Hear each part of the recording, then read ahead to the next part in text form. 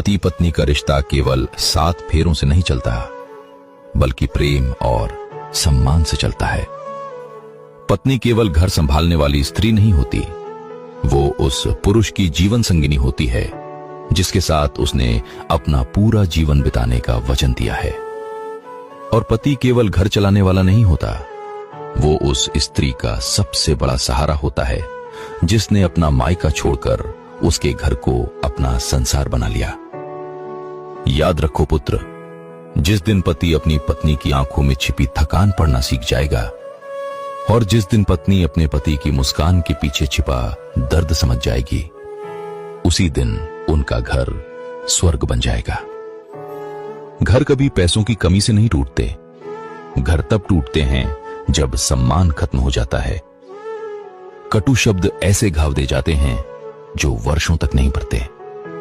इसलिए जब क्रोध आए तो कुछ पल मौन रहना, लेकिन ऐसा कोई शब्द मत कहना जिसका पछतावा जीवन भर रहे।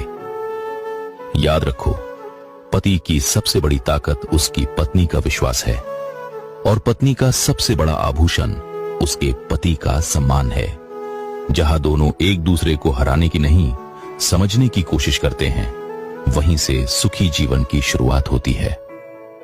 जब पत्नी बीमार हो तो उसका हाथ थाम लेना, और जब पति थका हुआ घर लौटे तो उसे 2 मीठे शब्द दे देना, क्योंकि कई बार प्रेम महंगे उपहारों से नहीं बल्कि सच्चे साथ से महसूस होता है।